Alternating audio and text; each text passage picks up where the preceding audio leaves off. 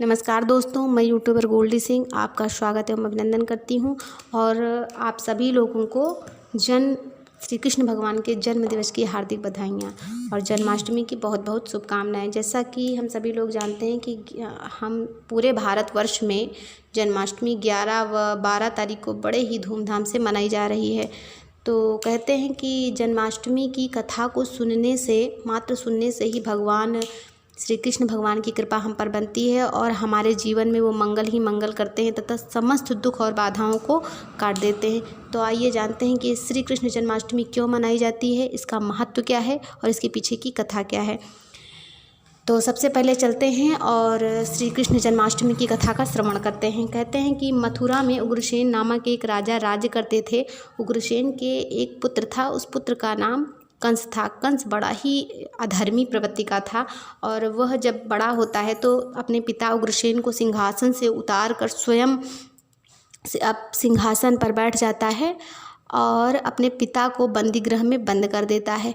कंस की एक चचेरी बहन होती है जिसका नाम देवकी होता है और देवकी का विवाह यदुवंशी वासुदेव जी के साथ में निश्चित कर दिया जाता है। और जब वह अपनी बहन देवकी को विदा करने के लिए लेके जाता है तो रास्ते में जब वो ले जा रहा होता है तो आकाशवाणी होती है और आकाशवाणी से ऐसे शब्द निकलते हैं, अरे मूर्ख, जिस बहन को तू बड़े ही प्रेम के साथ में विदा करने के लिए ले जा रहा है उसकी आठवीं संतान तेरी मृत्यु का कारण बनेगी।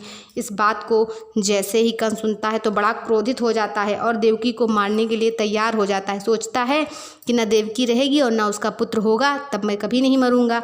तब वासुदेव जी जब उसको देखते हैं कि अरे तो देवकी को मार डालेगा, तो सोचते हैं कि मैं कैसे इसको बचाऊं। तो वासुदेव जी एक तरीका निकालते हैं और कंस को समझाते हुए कहते हैं कि सुनो कंस, तुम्हें देवकी से कोई भय नहीं है, अपितु इसकी आठवीं संतान से भय है।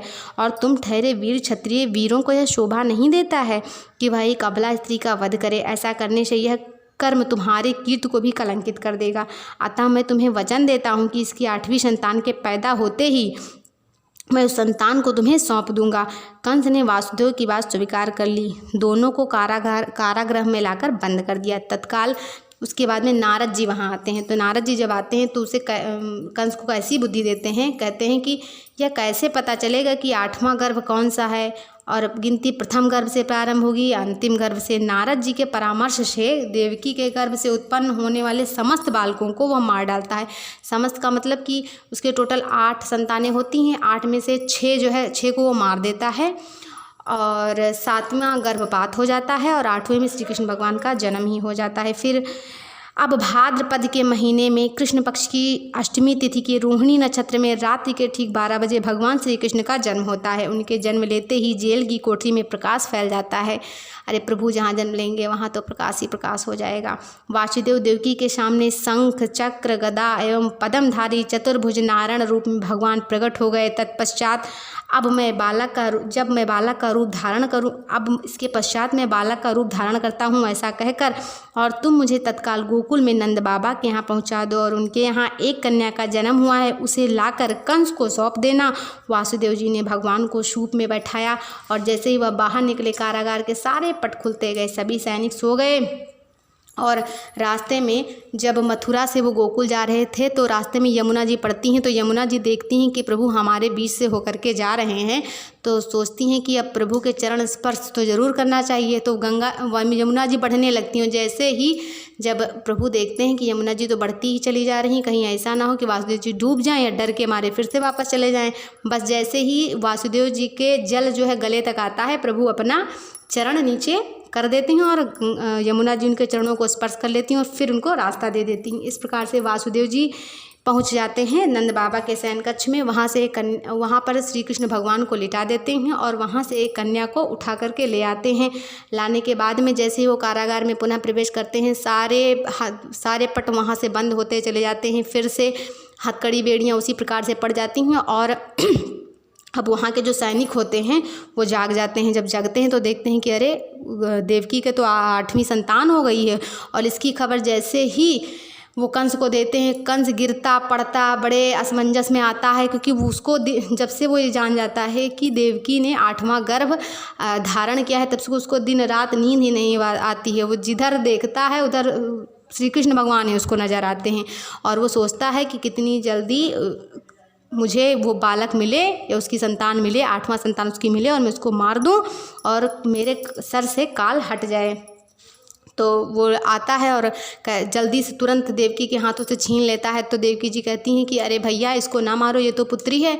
तो वो उसकी एक भी बात नहीं सुनता है और उसको तुरंत उससे छीन करके उसको जैसे ही पृथ्वी पर पटकने के लिए चलता है, वो कन्या तुरंत आकाश में उड़ जाती है और देवी का रूप धारण कर लेती है और कहती है, अरे मूर्ख, मुझे मारने से तुझे क्या लाभ है, तेरा काल तो पैदा हो चुका है और गोकुल में भी पहुंच चुका है। जैसे ही कंस ये बात सुनता है वो बहुत ही हतप्रभ हो जाता है और व्याकुल हो जाता है।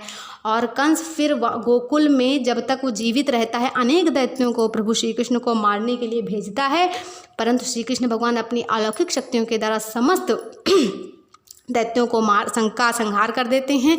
और अंत में जब वो बड़े हो जाते हैं फिर आते हैं और कंस को मार करके उग्रसेन को बंदी गृह से छुड़ा करके फिर से राज सिंहासन पर बैठाते हैं। इस प्रकार श्री कृष्ण के जन्मदिन को ही हम जन्माष्टमी के रूप में मनाते हैं। तो सभी बोलो कृष्ण कन्हैया लाल की जय हो, वृंदावन बिहारी लाल की जय हो, राधा रमण की जय हो। और इस श्री कृष्ण जन्माष्टमी के महोत्सव पे मैंने अपने एक गीत के माध्यम से अपने भावों को अभिव्यक्त करने की कोशिश की है। उम्मीद है आप सभी लोगों को बहुत पसंद आएगा। तो गीत कुछ इस प्रकार से है। कान्हा ने देखो जन्म लिया, बज रही बधैया गोकुल में। कान्हा ने देखो जन्म लिया, बज रही बधैया गोकुल में। यशोदा जी पलना झुलाती हैं, नंद बाबा अनगन लुटाते हैं।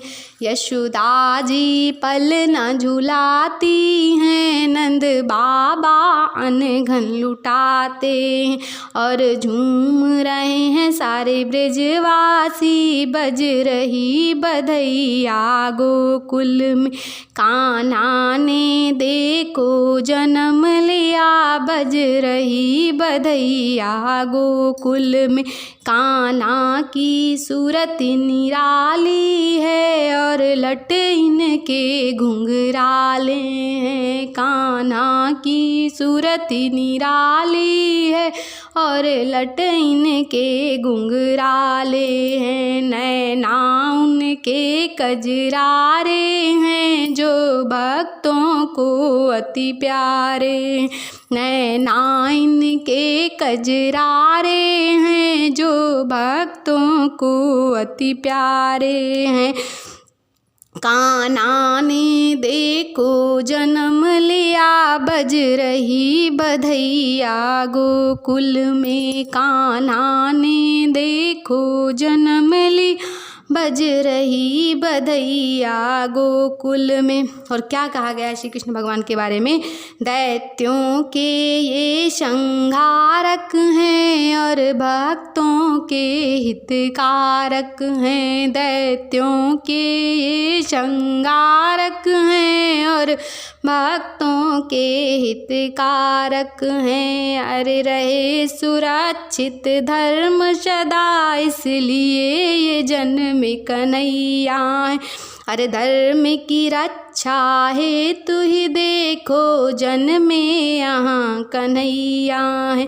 कान्हा ने देखो जन्म लिया, बज रही बधैया गोकुल में। तो बोलिए वृंदावन बिहारी लाल की जय हो, माखन चोर की जय हो। और एक बार सभी लोग अब साथ में बोलेंगे नंद घर आनंद भयो जय कन्हैया लाल की, नंद घर आनंद भयो जय कन्हैया लाल की, जय हो नंद लाल की, अरे जय यशोदा लाल की। सभी लोग साथ बोलें, जय हो नंद लाल की, जय यशोदा लाल की, नंद घर आनंद भयो जय कन्हैया लाल की, हाथी घोड़ा पाल की, जय कन्हैया लाल की, हाथी घोड़ा पाल की, जय कन्हैया लाल की, जय हो नंद लाल की, जय यशोदा लाल की, नंद घर आनंद भयो जय कन्हैया लाल की, जय हो मेरे माखन चुरैया की, नंद लाल की, नंद घर आनंद भयो जय कन्हैया लाल की, जय हो नंद लाल की, मदन गोपाल की, जय कन्हैया लाल की। तो सभी प्रेम से बोलिए वृंदावन बिहारी लाल की जय हो, राधे कृष्ण की जय हो, जय जय श्री सीताराम।